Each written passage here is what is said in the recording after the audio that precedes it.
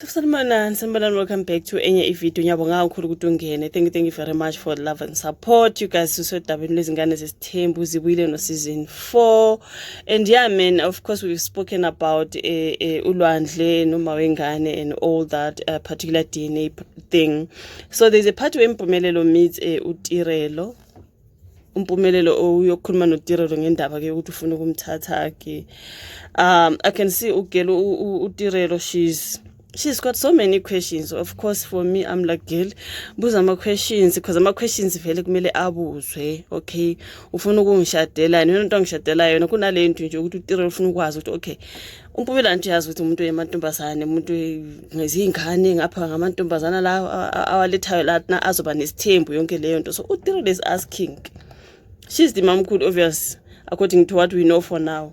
Uthi uzongithatha uzongisaphi sizohlalaphi kanjani sizodla lokhu kubuzela ukuthi phela baningi bazodlani uzombeka kuphi yena nengane kuze kube like umnde ukabona makuthu uthatha unkosikazi kufuneka phela indoda yana eyazi istory sayo.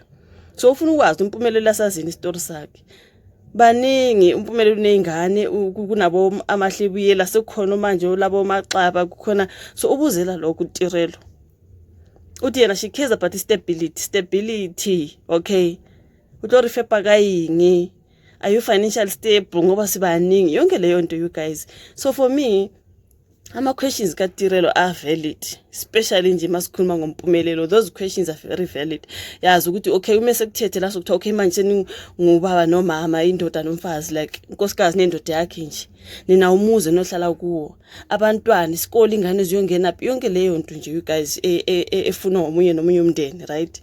So umpumelelo njengoba ubhoda according to me ngoba uyajikeleza nje uyalela. So kunabo amaxaba ke manje kunomabuyela ngapha umabuyela I think kunengane ke manje uzobe ke introduce a new girlfriend makuze enye season new girlfriend enye season new girlfriend utloba fepa kayenge bonke uzoyikhona yini leni la kuTirelo wants to know a story ukuthi umeshadela kulomndeni ithini into kaMpumelelo. So those questions for me are very valid. They are very valid ngoba umpumelelo there's too much around umpumelelo. So girl ubuza imibuzo wafunela ama answers ngoba hey ayekuphonga uwela nje uthi ngoba umpumelelo msele kwathi ngiyakuthatha mina uthi yebo.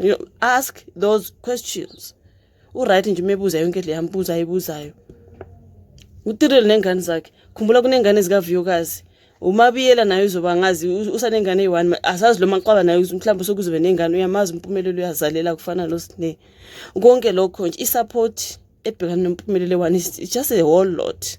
So mesethi kuTirelo ngiyakuthatha ke manje ugela kabuze imibuzo nje buza imibuzo gela buza imibuzo demand answers umesabhayize enganayo ama questions to leyo mbuzo leyo ngathi akaqeda khala awume kancane because wow ayikho umuntu ufuna ukushadela endlaleni nje emntwini nje osabhoda ngezwe ongazi ukuthi ume kushada la uzosala uhlupheka wedwa nezingane usajikeleze nihambe senze ezinye izingane So and then another part ke ebengifuna ukuthi ngikhulume ngaye kaSne.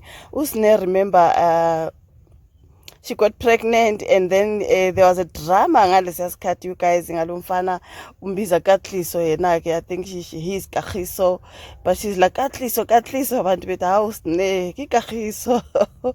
So khumbula ukuthi uSne wayixabana naloya mfana sababona ngathi bayizithandani late nyana kwaba ne drama ke sekuthelakala ukuthi umfana athi ingane akusiyene yakhe. So uSne is meeting that particular guy bona beyohlangana laphana but I love the conversation bebekhula against each other bebahlangana laphana bayidiscuss indaba. uSne uyachaza ke ukuthi hayi ukusho ukuthi uyaxolisa phela ngoba wayicabanga ukuthi nguyena ubaba wengane uKagiso kanti usho ukuthi uhlangana kwakhe noKagiso wayevele esekhulele kusho ukuthi ubaba wengane is the previous guy wayengazi uthi wathola sena 6 months ukuthi actually she's pregnant. Nangazi guys ukuthi kuze kushaya 6 months ungakabona ukuthi ukhulelwe angiyazi leyo nto angazi bafowethu but anyways abanye bathi kuyabavelela you know. So wasecabanga ukuthi uKagiso baba wengane ke wasebe discover ukuthi ubrother ake yena ubaba wengane kwaba nje nale yanxushunxushe sakhe sayibona at least they spoke about it I think when I listen to Ukagiso, he's actually disappointed ukuthi vele akayena ubaba wengane ngathi lo bhuti nje bekafuna ukuthi kube yena ubaba wengane. Ngibone nje some people discussing it kuma comments ukuthi kahle yena he wanted to be the father so that azothola le nto yakamsele kuyabona yeah irrelevance na yonke into ubaba wengane phela bazomfishara kwingane zesithembu namanje ke ubaba wengane at least they featured him there he is. But I feel like maybe wayezithandela usine wakhe Nkosi yami, but the fact that akabanga ubaba wengane waphoxeka mhlambe nalokho nje vele ukuthi besathi bazomfishara bakamseleku waphoxeka lapha ngazi. But I loved their conversation, they were good towards each other. But kuyikhuluma usine naye ichaza ukuthi hayi nami ke ngathola ukuthi awuyena ubaba wengane but ngangithi ngubaba wengane.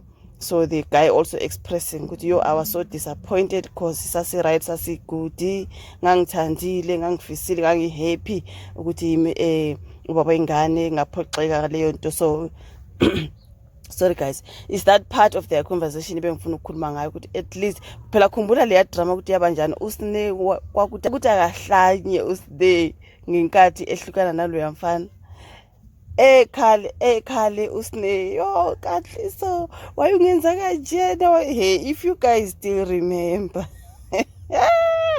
kodwa namanje ngiyambona nje amehlo kaSine ngathi asanothando when it comes to this guy. But anyways, they met and they spoke about it. That's better for me. I think conversation ayabonisa ukuthi bahlukana bengajithi bazohlukana. Usine nawe engazitshelanga ukuthi uzohlukana nomfana, umfana nawe engazitshelanga. So that's why kuhlanganeni kwabo nje they are just cool against each other. They had a hug. You know, for me, Jay, I think I loved that part of conversation. For those who are saying, you got Ukagiso ubevele funa ukuthi abo baba wengane zoba part of themselves.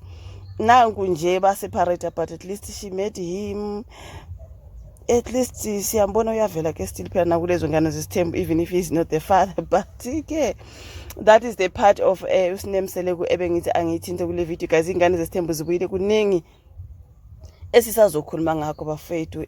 We know there's just a whole lot that is happening kusanendawo zabo Tirelo nabo Mpumelelo ke nabo Mabiyela. There's just a whole lot, and this particular girl bona kuri go ngata. But anyways, in this one video we cannot cover everything. Befuna ukukhuluma ke ngodaba lokalwandle noma wengane yakhe ongathi ufuna kwenziwe enye i-DNA test because she just wants to make sure ukuthi ayicorruptanga le yaqala.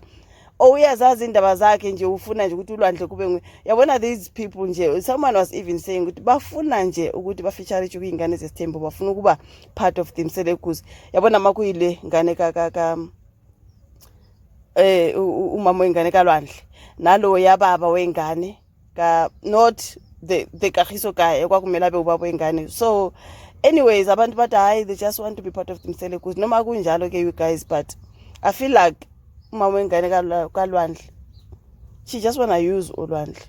Ukagiso uphoxekile wayesathandana Sine phela babesaqala ukuthandana you guys. Uthi uthando lwalusasi kwasho ukuthi manje ke akayena ubaba wengane ayibaxabana kanjalo noSine. So them meeting and all that bazofisharishwa anyway. So but as for umama wengane kalwandle, girl, I think you are not fair guys. Akayena ubaba wengane musi akayena ubaba wengane ulwandle. Angifuni ngolwandle guys, like kwenziwani nje laphana. Hey ulwandle na inkosi yami hayi kithi ingane yayincane manje mayisindalanyana welwandle i-DNA izoza ithi positive. Do you think uMacele is capable of corrupting ama results ukuthi ingane ingabi ngekalwandle ngoba engafuni into? I don't think so. Ngesikhathi when they met uMama Macele nale ntombi kalwandle, I didn't see any problem. She just wanted to be sure ukuthi ukhulelwe ngikhulela ingane kalwandle bezoba shosho, then kwenziwe ke leyo DNA. Okay, seyenziwe manje ugele ngathi manje ufuna ukuthi it's like she's talking about something ulwandle being controlled by something like that.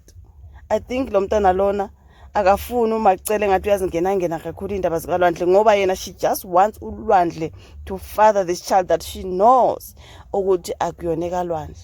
Ingakho manje ezothi ulwandle manje engathi uma wakhe uyamcontrola yonke into nje abazali bakhe. But I feel like guys, I'm just talking about what I see. She's stronger than ulwandle. you know. Ulwandle unamahlone usabe ukukhuluma na yonke leyo nto uphansi nje uyazi lo sisi ulwandle uzovuma yonke into. That's why she's insisting on this second DNA test.